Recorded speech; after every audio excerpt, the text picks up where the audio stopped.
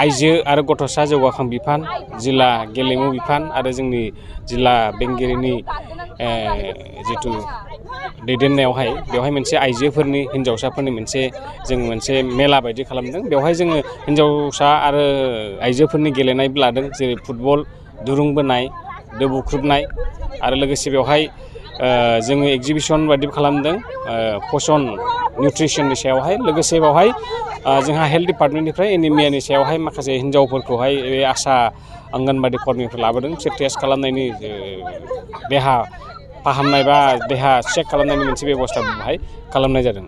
Basically बियो international women डेजों लोब्बा लाखिनानै बे प्रग्रामखौ खालामनाय जादों दिनै। गासैबो चिरां जिल्लानि ससियेल वेलफेयारनि मानसिफ्रा बेवहाय पार्टिसिपेट खालामदों। जिल्ला गेलेमु आफादनिफ्रायबो फैदों, गेलेग्रा उन्दै उन्दै गथ'फोर फैदों आरो बिभिन्न बाहाय प्रग्रामफोर दं। बे प्रग्रामाव बयबो बाहागो लाफैदों। गेलेनायनि बिथिंनिफ्राय माखासे गेलेग्रा गथ'फोरनो माबाफोर बिथांमोनाव गथायनाय जागोन? सार्टिफिकेट जोङो आरो प्राइजनि बेबस्था खालामदों। प्राइज डिस्ट्रिबिउसन बा सार्टिफिकेट जों बिसोरनो होगोन, जिहेतु बिसोरो गेलेनो फैदों।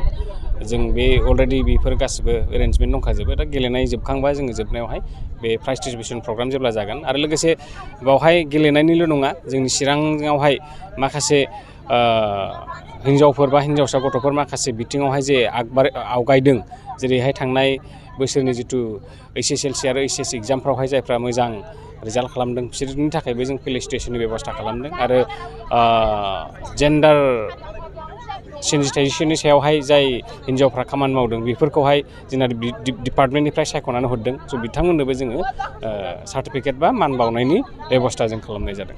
महिला आरो शिशु कल्याण जिथु बिभाग লগতে जिला क्रीड़ा বিষয়া আৰু जिला प्रशासনৰ সহযোগত আজি আমাৰ ইণ্টাৰনেশ্যনেল ওমেন ডে উপলক্ষে যিটো মাহ জোৰা যিটো কাৰ্যসূচী, এই কাৰ্যসূচীৰ লগত সংগতি ৰাখি আমাৰ মহিলাসকলৰ কিছুমান খেলৰ প্ৰতিযোগিতা আমি আয়োজন কৰিছোঁ। বিশেষকৈ আমি 3টা ইভেণ্ট লৈছোঁ: ফুটবল, ৰছী টানা, টাগ অফ ৱাৰ আৰু ব্লাইণ্ড হিট। যিটো এই ইভেণ্টটো আমি তেখেতসকলৰ মাজত কৰিছোঁ। আৰু ইয়াতে লগতে এক্সিবিশ্যনৰ ষ্টলো আমাৰ পোষণৰ বাবে নিউট্ৰিশ্যনৰ ওপৰত এটা এক্সিবিশ্যনো ৰাখিছে।